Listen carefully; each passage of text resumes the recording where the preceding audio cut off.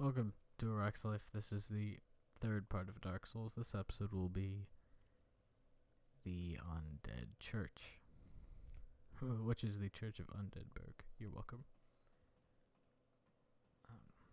This is not relevant to Dark Souls, so I shouldn't tangent. But I have picked up a different chair, because I'm old, and old people have bad backs. To get to the church, we're going to go under the bridge with the giant drake. As you may or may not know, drakes have horrible eyesight. That's a lie. And so he's just going to kind of let us sneak down. I'd mentioned earlier you can cheat and shoot his tail off. This is where you want to be to do that. You just fire some arrows at it for an hour. And then that flips the game to easy mode. I've actually made quite a large mistake right now. I have 7,000 souls, and as you may or may not know, if you die in Dark Souls, all of your souls disappear. Well, they get dropped at where you die, and then you have to go and get them, and if you die a second time, they do disappear, and at this level, 7,000. Honestly, 7,000 is kind of always a lot of souls. So what I'm doing is really stupid. Just, Mythbusters, I'm basically a professional. Obviously. So yeah, I don't really know why I'm doing that. But I already left the bonfire, and I'm recording now, and I don't want to go back. Which, the way I said that insinuates that I'm doing something off camera, which I am definitely not. That sounded even more suspicious. I'm really not. Everything that is in the videos will be all of the run. These shield guys are kind of jerks. Yeah, because now I'm going to get hit from behind. Okay. This fight is an interesting one.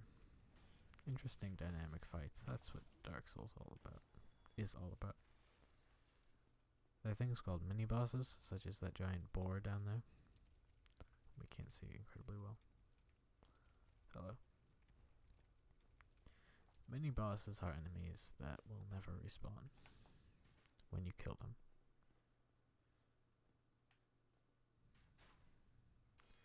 Shield skeletons are jerks. They will respawn.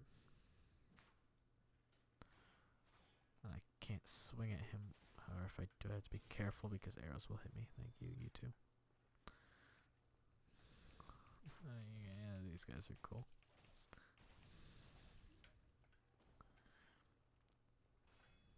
Thankfully they carry no shields and are therefore easily dispatched.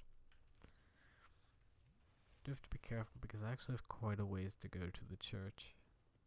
And I'm down to 3 Estus, so I need to play a little more carefully.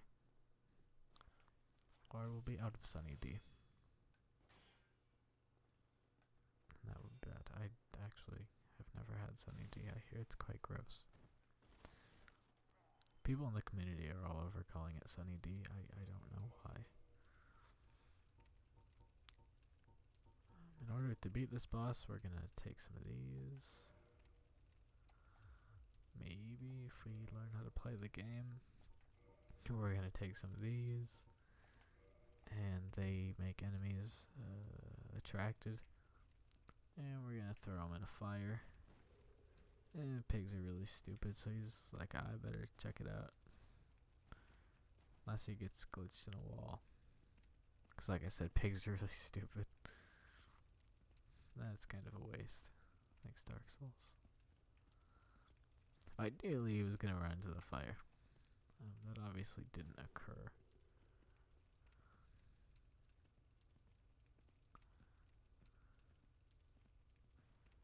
Yeah, this guy, he's not. Oh, there we go. Yeah, he's getting the fire. Oh shoot, hitting it on the stairs might have done the AI pathfinding in. Alright, this fight is not going. That is not the only way to kill this guy. You can also, he's covered in armor, which means melee weapons won't do damage, but he does have a little hole in his back. I thought you could actually, like, do a horrible... Yeah, there you go. You can actually backstab him, and yes, that is as gory and as visceral as it didn't need to be. But, you know, beef jerky man's gonna do what a beef jerky man's gonna do. No drops, cool. Basically, all bosses and mini-bosses have rare drops. That Black Knight in Lower Undeadburg, he was a mini-boss. His rare drop was his sword that we picked up, and that I briefly hinted at being quite good, as it is quite good. Here I am being careful. Gonna try and save that Estus. Holloweds are tricky because they have no health, but they can actually pack quite a punch, especially if you're not careful. But you just they have numbers to work with, and if 2 or 3 of them surround you at once, they can stun lock you and then just murder you, and that's not fun. This here is the mystery key, and if that's too specific for you, I promise we will figure out what that does, because I know what that does. It opens a door. Spoiler alert. Suppose it could have been a car key. And we're gonna balance here, get some loot. Yay, large soul. All those large souls and bollocks. All those souls we're picking up seem kind of mundane now, because they are. But later, they will be not useful, but they will be. We'll be glad we have lots of them. Leave it at that. This here is the first, in my opinion, first real mob enemy in the game who isn't terrible at everything. This is a Baldar Knight. They've got good health, good damage, and are generally intelligent. Obviously we can still take them down, but comparatively. Actually, in this shield we get here, we can toggle the stats. Has lower fire and lightning resistance, better parry. It's actually not all that much better. Honestly, I remember it being more useful.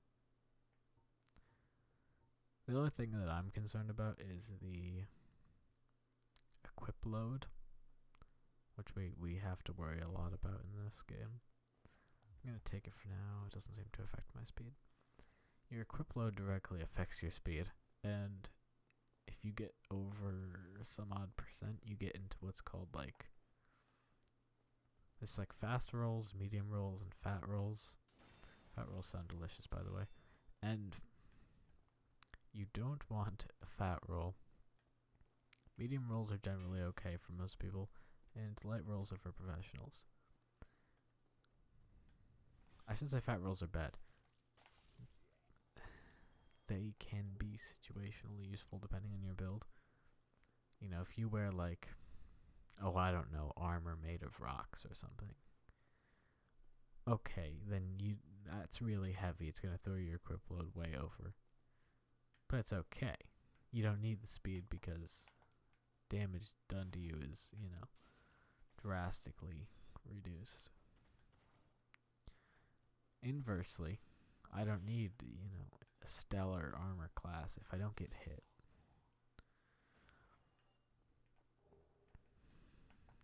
So we're going to try and keep ours to a medium roll.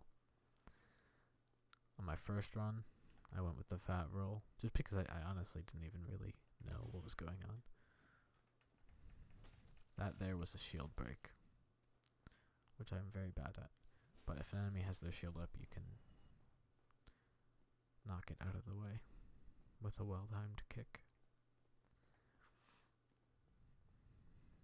Okay, this here is the church. Oh, I suppose this episode's gonna...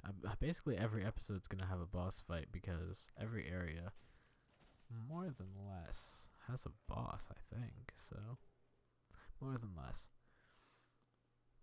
So yeah, we're gonna kill a boss. That's what we're gonna do. Hey, that is the weapon that the doctor ordered. Personally, the halberd is basically the greatest weapon in the game. For me, for personal ability, I find it incredibly useful in all situations. It does high damage, and so long as you don't get surrounded, it is beautifully tactical. I'm not set on doing the whole run using it. You know, even just like if I get bored or something. Oh dear, that was not the move that I wanted. Also, I haven't played in a very long time. Oh dear.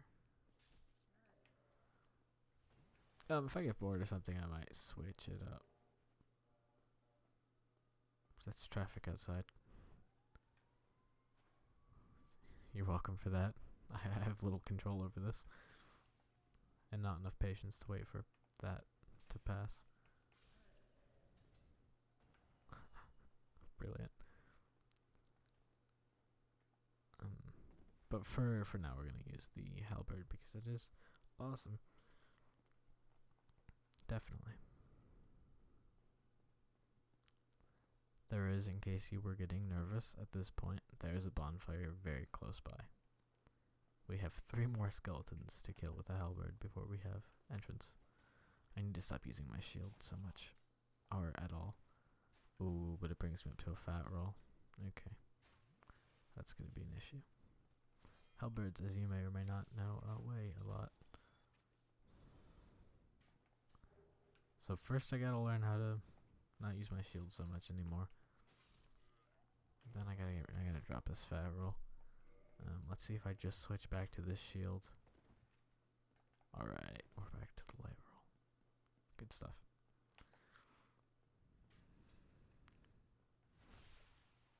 Don't ask me how that works because it doesn't. You're welcome. That isn't a thing that can happen. As to my knowledge, I guess. I've never used the halberd. Halberd.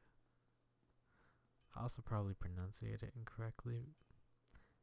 And I only say that because I say it different every time. So, it's like, you know, one of the ways I say it is bound to be pretty close. We're gonna rest here and refill our stuff, but first we're gonna talk to some NPCs that are here at the parish. I don't know what a parish is because I thought it was a church, but the church is called the church, I think, and that building is called the parish. So I don't know. The church being where we killed those Baldar Knights.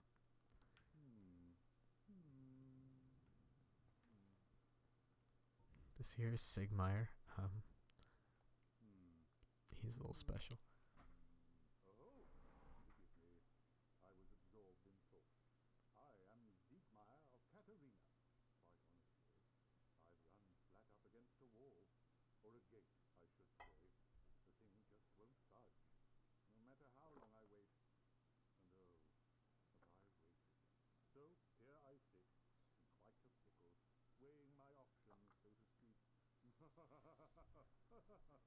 Lovely. Yeah, he's solid character, Sigmar.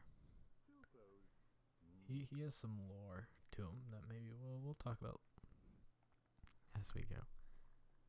But he's got the right idea. This gate is very locked, and we will need to get in there at some point.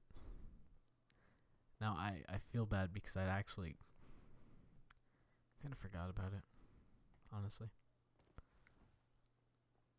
You might be thinking at this point, this is all great, Francis, but why are we here? And not in the existential way, but what the hell are we doing at this church? There's actually, you probably saw him, there's a guy sitting at the Firelink Shrine in the beginning, and he tells you that you need to ring 2 bells because that's what the pilgrimage says to do. One's in the church, and one is in a place called Blighttown, far below. Yeah, that seems pretty accurate. So that's what we're doing. This is the church. This is the easy one. This here is Andre.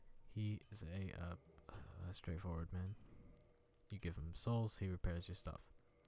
Souls are both the currency and what you use to level up. We're going to use the Titanate shards that we've been finding. You've seen those pop up occasionally. We will use them to upgrade our halberd, because that is the thing to upgrade early. An early game upgraded weapon is absolutely the way to go. Hands down. And then every time you see a blacksmith, basically every time, repair everything. There's basically no reason not to just repair everything. It's very cheap and saves you from tears later. So with that all done, we can finally spend these souls we've been hoarding. Now, a smart player, I believe the rule is points in vitality and endurance are never wasted, and points in resistance are always wasted. We're gonna do something a little stupid. We're gonna pump our strength way up. Just disproportionately high. Now, the reason we're doing that is because if we come here, part of the interesting thing about Dark Souls is that weapons scale with stats. So like this halberd here scales a D with strength, which actually isn't that fantastic, but we're going to be able to fix that later. And a C with dex. But I don't want dex, I want strength. Because that gives me damage anyways, and then plus the damage from the scaling with the halberd. So with this weapon, I'm going to get an added bonus damage, as well as the damage I get just from having a high strength. And so it is useful to have. Now we're cranking, damages into the 200s. 100 on a base hit. That's right where I want to be. High damage, low health. I enjoy playing as a glass cannon, because so long as I don't get hit by anything, I am very well off. This here's a mini boss. He's, I guess, the protector of the church or something. I think there's a reason he's in there, lore-wise, but I don't remember. We're just gonna take him out. Sorry, bud. Ooh, Titanate shard, we need those. The next upgrade costs 2 though, so we will need 1 more before we can return to Andre. Up there is a magic guy who shoots bolts at us. Here is an item. The Firekeeper Soul. It is an item that is important. I suppose I can talk about it now. Firekeeper Souls are souls, much like the other ones we pick up, belonging to the people who upgrade bonfires. Basically, what you do with them is you give them to a Firekeeper, and she gives you an upgrade to your healing potion, your Estus Flask. That's the basics. I mean, there is like a lore thing to them, I think. Like they contain infinite souls, maybe. Not practically, you can't access infinite souls. Weirdly enough. And this guy is strange. He seems to be missing animation frames as well. Yeah, that's a lot of corpses. That was the church congregation killed. We will use it later on.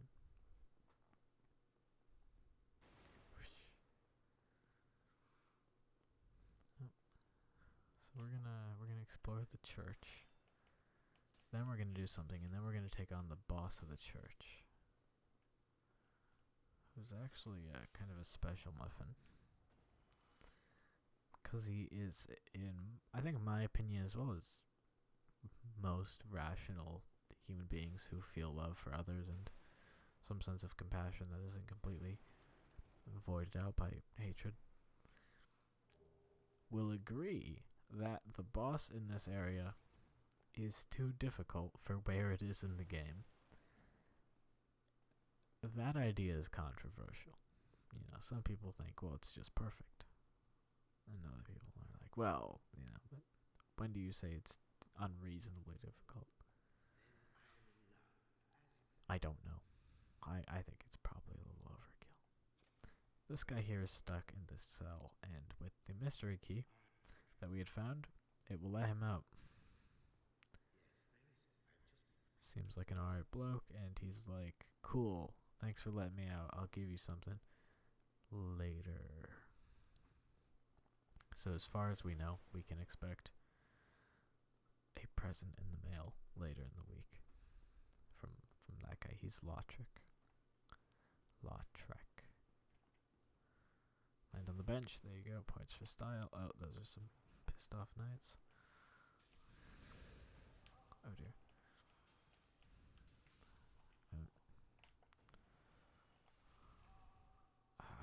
Oh, wow, that's a backstab. Now right there, that would have killed me. Absolutely would have killed me. Had it not been for the ring, and you can see it glowing around us now, and its symbol. Honestly, without it, that would have done us right in. Because our health got low enough, and then the defense got pushed way up. And we'll return that favor for him. Why not? Be a nice guy about it. Alright. So, for the boss, what we're going to do. Not sure exactly how I want to play this. I've got some options. I just need to decide wisely. I could. So, alright. I mentioned there's co-op earlier. Now we need to start doing our other stats. I mentioned there's co-op earlier, and we can summon other people to our game. Don't worry about what I'm doing right now. I'll explain it at another time. Just bear with me that it's a thing we need to do. It's going to give us 10 Estus. We could summon another player or an NPC to help us with this fight. That's part of what you can do to make the game tolerably difficult. Unfortunately, it is also a sign of weakness, basically. I mean, it's cooler to do all the fights without summons. There are maybe one or two in the game. No, you know, I know exactly what fights there are. Any fight that isn't a 1v1 is difficult without a buddy. For the obvious reason. You're outnumbered otherwise. You know. I think that's pretty straightforward. I'm willing to try this solo. And who knows, maybe I'll just get really good at this in the next 2 minutes. Probably I'm going to lose. I mean, if I lose, so be it. We do it with a summon. But I think we ought to try it. No summon. And then if we can get this one without a summon, we'll try and push for that and do all the games, no summons. But again, I can already see one or two bosses where I can picture myself making the exception of, yeah, no summons except this one. You know, like this is one that's just ridiculous. And who knows? Alright, we'll go up here. We'll try to though. We'll take a shot. We're gonna, yeah, I want to use the gold pine resin. So here's where we can summon Solaire, actually, who we met, but we're not gonna do that. We're gonna put the gold pine resin on our gun, and we're going in hot. Normally I wouldn't skip this cutscene, just assume a gargoyle comes. But I need this gold pine resin to last, so fight me.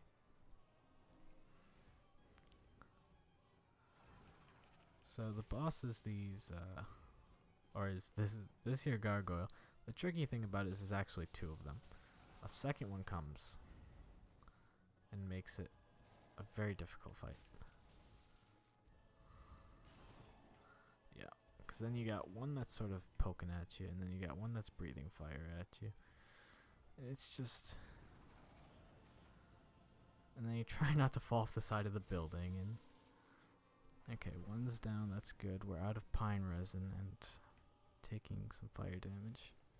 We need to get back here. Oh no, we're not out of pine resin. It's so hard to tell, there's effects everywhere. Alright, yeah, I guess I was... It's hard to remember how hard things are. Because the first time, everything seems impossible. Alright, let's try and do them all, no summons. That wasn't bad at all. We seem to drop them pretty easy. I'll take those 10,000 souls, thank you.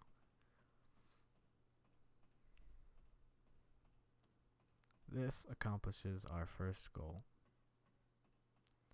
which is to ring a bell. This one wasn't so bad, you know. We went through a little village, we murdered a guy, met some friendly guys. We had a gay old time getting to the first bell, killed some gargoyles. Somehow, the second bell is like the opposite experience. You know, like this one shows you like the fun you can have, and the second one shows you just how dark and awful it can get.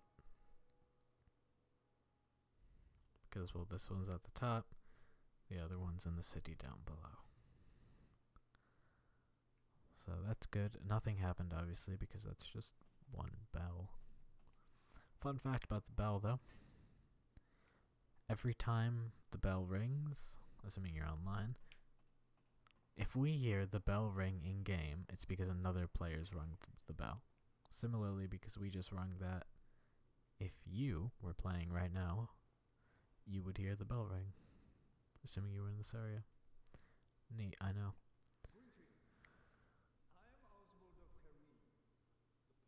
Yeah, so this guy, he's Oswald, and he does stuff with PvP and gives us a gesture. I suppose we haven't used gestures yet. He sells some things that can be useful. I'm almost tempted to buy a purging stone, actually, because 3,000 is not bad at all for one of those. Will I need it? Probably not. As we can see, it breaks the curse.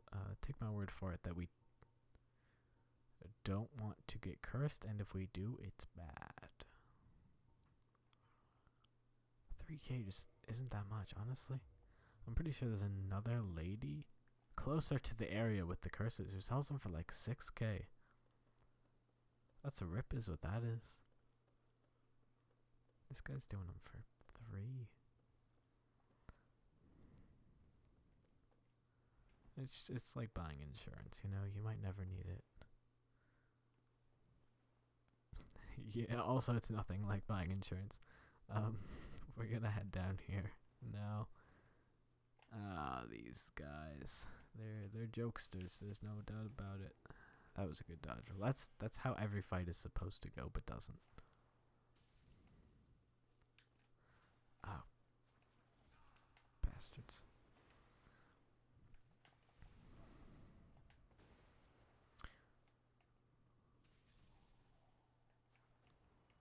Okay, there we go. We're gonna clean them up.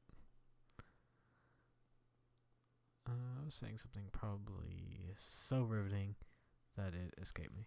Oh, we're also human because we did that. Hello.